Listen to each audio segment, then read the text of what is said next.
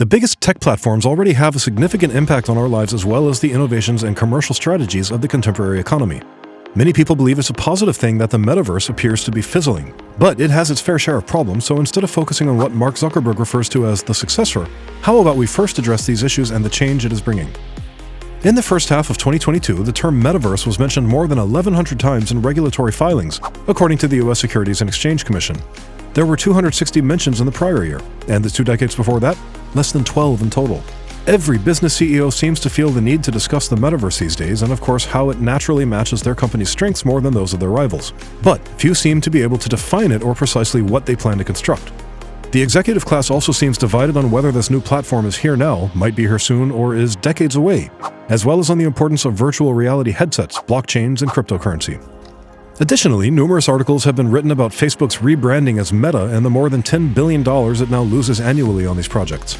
Amazon, Apple, Google, Microsoft, Nvidia, and Tencent are 6 more of the biggest publicly traded corporations in the world that have been working hard to get ready for the metaverse. For this reason, they are restructuring their internal structure, revising job descriptions, redefining their product lines, and getting ready to introduce multi-billion-dollar products. Moving on, Microsoft revealed in January that it had purchased Activision Blizzard for $75 billion, the largest deal in the history of big tech, to supply building blocks for the metaverse. During the first 5 months of this year, corporations, private equity firms, and venture capitalists are estimated to have invested a total of $120 billion in the metaverse. And that, in our opinion, is quite a lot. However, the majority of the aforementioned work has so far been invisible to the general public. Like the metaverse itself, actually. We can't truly purchase a metaverse product, and metaverse revenue isn't something that shows up on an income statement either. It might appear as though the metaverse, such as it ever was, is already history.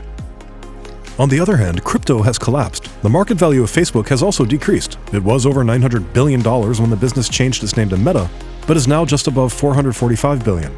And to make it even worse, the end of the pandemic that drove many people indoors has contributed to an almost 10% decline in video game sales this year. And of course, many people think it's fortunate that the metaverse seems to be faltering. Our lifestyles, as well as the technology and business models of the modern economy, are already greatly influenced by the biggest tech platforms.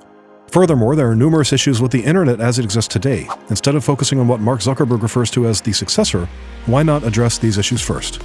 As a result, the response is embedded with the question itself. A 30-year-old name, but a nearly century-old concept is emerging all around us: the metaverse.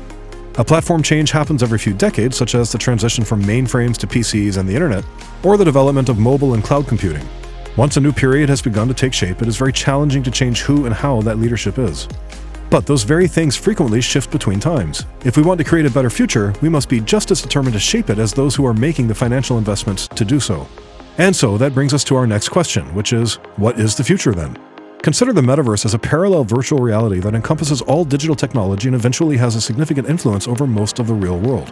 With that being said, it has been estimated that with 40,000 networks, millions of applications, over 100 million servers, and roughly 2 billion websites, and tens of billions of devices, the internet as we know it is today present in almost every nation. Additionally, each of these technologies can communicate coherently and reliably, locate one another on the net, share online storage accounts and files such as JPEG and MP4, or a paragraph of text, and even connect. Thus, approximately 20% of the global economy is referred to as digital, and the majority of the other 80% depends on it.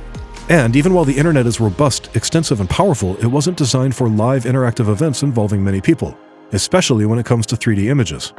Instead, one static file like an email or spreadsheet might be duplicated and transmitted from one device to another using the internet, allowing for the independent and asynchronous inspection and modification. This explains in part why basic 2-person video chats can be so unstable even in the era of the streaming wars and massive billion-dollar internet businesses. The fact that multiplayer online games function at all is amazing. Furthermore, there is no agreement on 3D information protocols or file formats, and there are no established systems for exchanging data in virtual environments. Additionally, we lack the computational power needed to implement the metaverse as we envision it. And to make it a reality, we'll need a ton of new technology, not just VR headsets, but also holographic displays, ultrasonic force field generators, and, as unsettling as it may sound, devices to record electrical signals transmitted through muscles. And just like we didn't know the usefulness of the internet, we can't predict how significant a 3D internet may be to our global economy. But we do have a theory about the solution. We moved from monochrome text to crude web pages and weblogs, then to online profiles like a Facebook page, then video-biased social networks, emojis, and filters as internet access and computer processing power grew. Thus, from a few message board postings, emails, or blog updates per week to a steady stream of multimedia information that chronicles our lives, we now produce a lot more content online. So, the next step in this trend appears to be the development of a persistent and alive virtual environment that is not only a window into our lives like Instagram or a medium through which we transmit them like Gmail, but rather one in which we also exist, and in 3D. Thus, the emphasis is on avatars and immersive VR headsets. Similarly, the platforms that run tens of millions of interconnected worlds offer a consistent virtual identity, virtual products, and communication suites and can be accessed from most devices.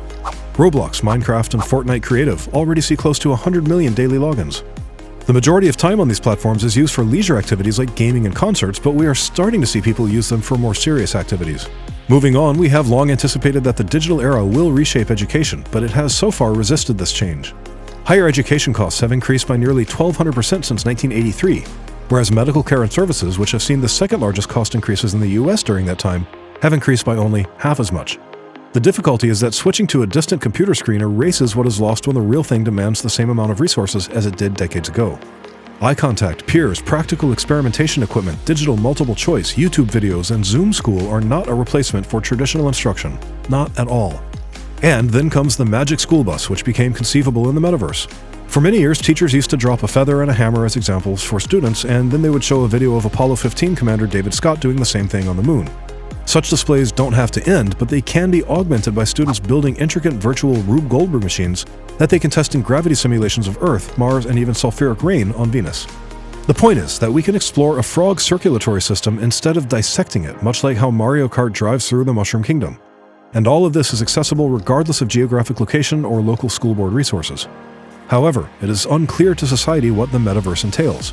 Some people are understandably concerned about this since they see billions invested in what seems like a game.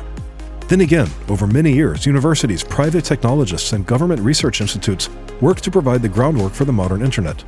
These primarily non-profit collectives often concentrated on developing open standards that would enable them to transfer data from one server to another, and so make it simpler to work together on upcoming technologies, initiatives, and concepts. This strategy had numerous advantages though. On any network and with any device, anyone could build or access the internet for little to nothing. However, the current expectation for the metaverse is a corporate internet. When the internet first emerged, government laboratories and academic institutions were essentially the only organizations with the computational expertise, assets, and ambitions to create a network of networks. And few people working in the for-profit sector could have predicted its commercial potential. Regarding the metaverse, none of this is accurate though. Private companies are instead establishing and building it. Thus, the metaverse will make many of the tough issues facing modern digital existence, such as data rights, data security, misinformation, extremism, platform power, and user satisfaction, more severe. Therefore, rather than just being more virtual or lucrative, the philosophies, cultures, and objectives of the businesses that lead in the metaverse age will help define whether the future is better or worse than our current situation. Additionally, the metaverse shouldn't be viewed as a replacement for the internet or all mobile hardware, operating systems, or applications. New technology and behaviors will result from it. But that doesn't imply we abandon the things we prefer. Even while some executives will assert it is already here, or at the very least imminent, the metaverse is not yet. However, transformations don't go through switch flips. That's all for today though. Do share your thoughts on the metaverse in the comments below. Don't forget to like and subscribe, and until next time.